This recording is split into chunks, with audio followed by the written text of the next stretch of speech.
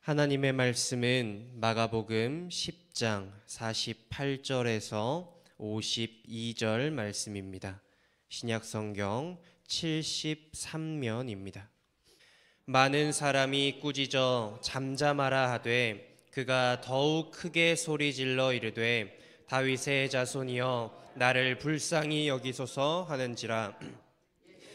머물러 서서 그를 부르라 하시니 그들이 그 맹인을 부르며 이르되 안심하고 일어나라 그가 너를 부르신다 하매 맹인이 겉옷을 내버리고 뛰어 일어나 예수께 나아오거늘 예수께서 말씀하여 이르시되 내게 무엇을 하여 주기를 원하느냐. 맹인이 이르되 선생님이여 보기를 원하나이다.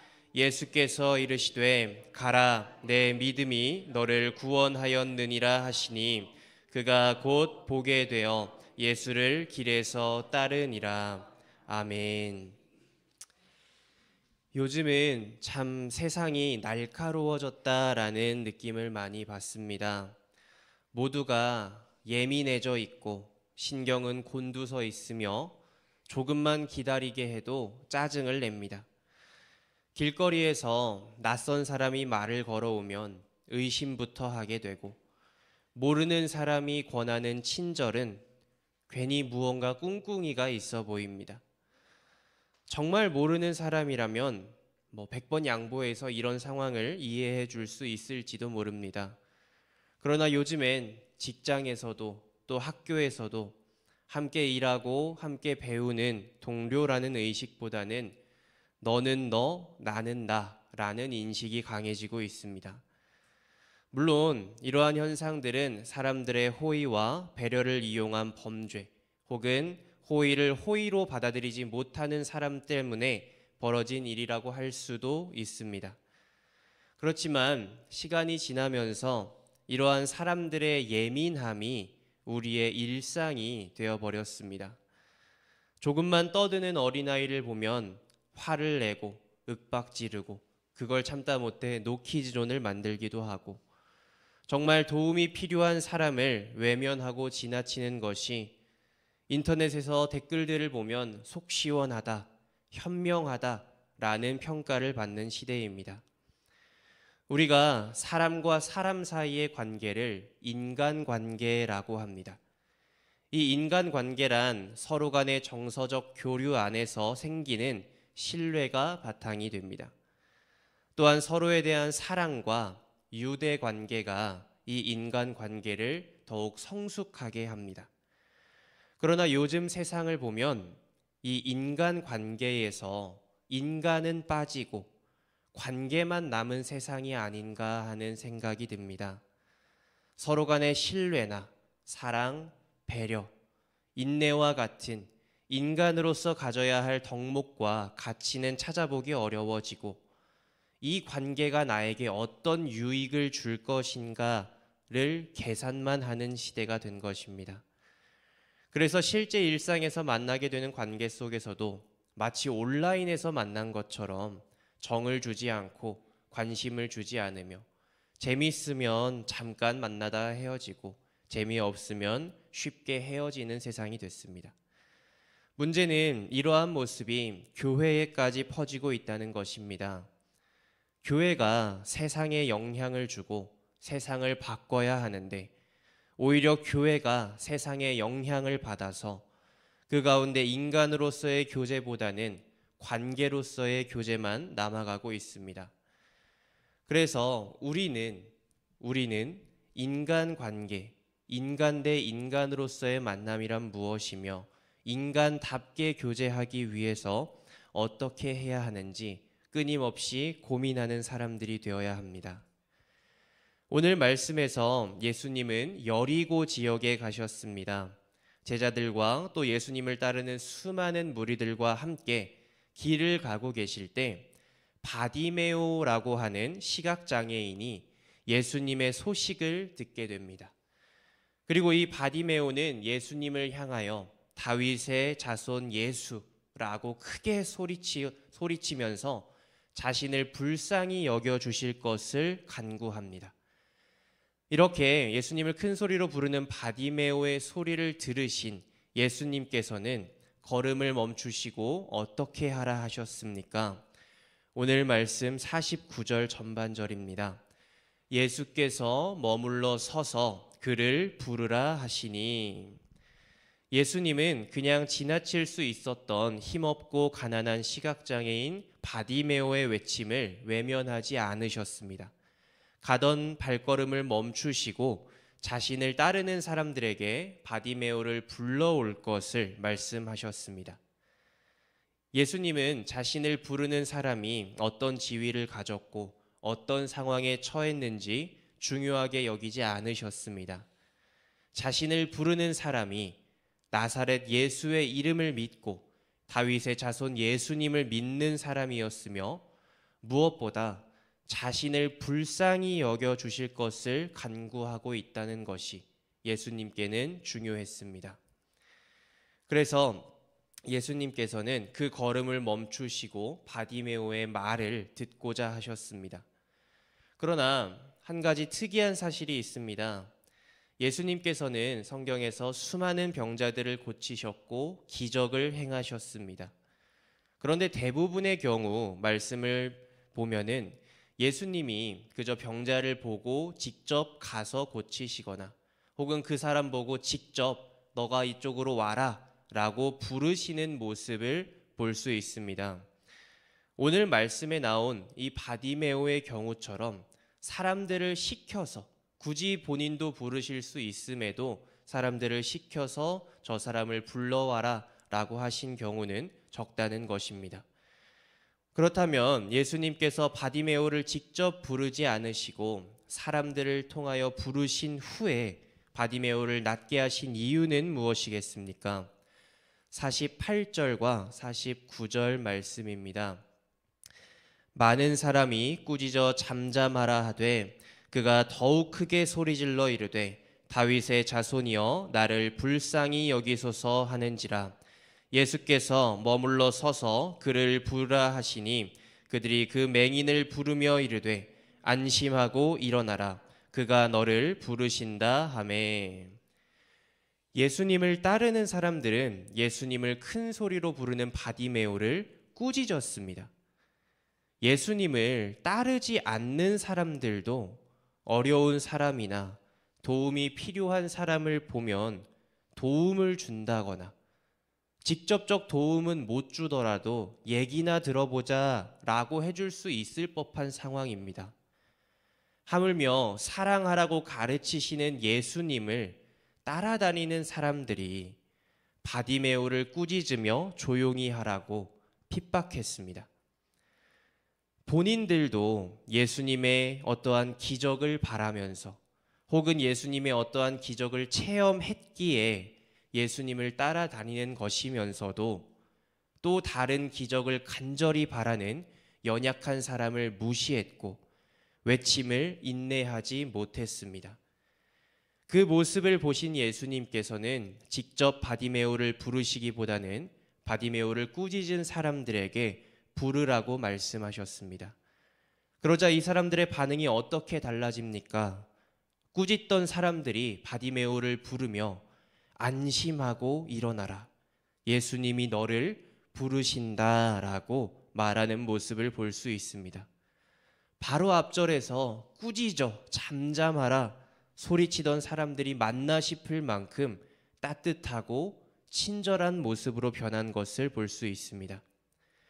예수님은 자신을 따르는 무리들에게 친절하라고 직접 가르치시거나 인내하라고 꾸짖으시거나 사랑하라고 말로 가르치지 않으셨습니다.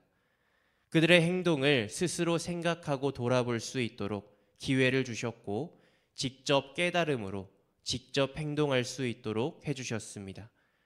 우리는 여기서 두 가지 인내의 모습을 찾아볼 수 있습니다.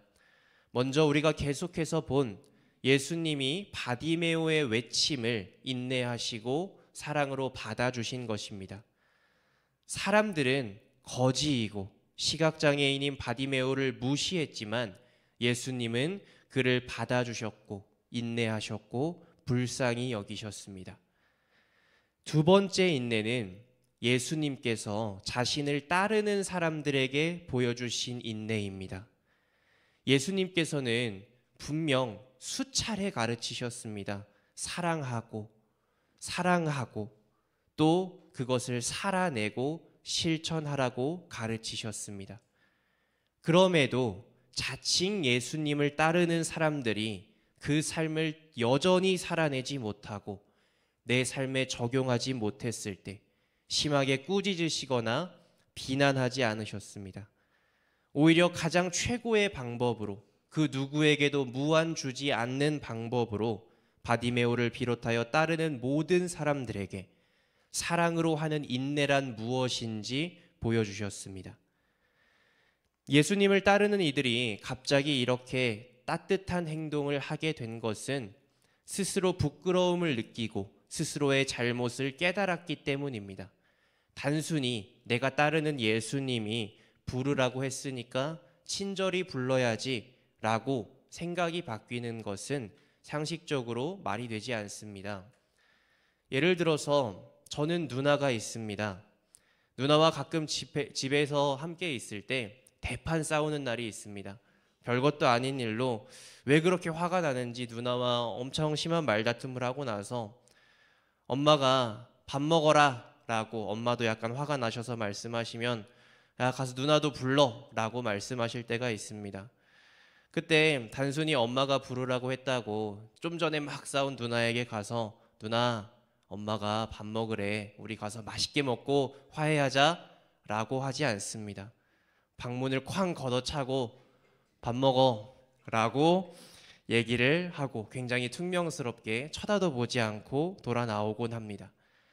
마찬가지로 이 사람들이 스스로의 잘못과 실수를 깨닫지 못했다면 갑자기 바디메오에게 친절할 이유가 없습니다. 아, 예수님 불러올까요? 라고 말하고 야, 가서 예수님이 오래 라고 얼마든지 퉁명스럽게 말했을 수 있습니다. 그러나 이들 또한 예수님이 자신들을 인내하셨고 바디메오만 불쌍히 여기시는 것이 아니라 예수님을 따르고 있는 우리를 불쌍히 여기심을 알았기에 부끄러움을 느끼고 그 행동을 고칠 수 있었습니다. 그렇다면 오늘 말씀을 마음에 새기고 사랑으로 인내하는 마음 가지기 위해 우리가 노력할 것은 무엇이겠습니까? 골로새서 3장 13절과 14절 말씀입니다. 누가 누구에게 불만이 있거든 서로 용납하여 피차 용서하되 주께서 너희를 용서하신 것 같이 너희도 그리하고 이 모든 것 위에 사랑을 더하라. 이는 온전하게 매는 띠니라. 만약 우리가 누군가에게 불만이 있고 마음에 안 드는 것이 있다 하더라도 우리는 용납할 수 있어야 합니다. 그리고 그때 가져야 하는 마음가짐은 주님이 우리를 용서하셨음을 기억하며 우리 또한 용납해야 합니다. 우리 모두는 부족한 부분이 있습니다. 분명 남들보다 뛰어난 부분도 있겠지만 약점이라고 부를 만한 것도 분명 있습니다.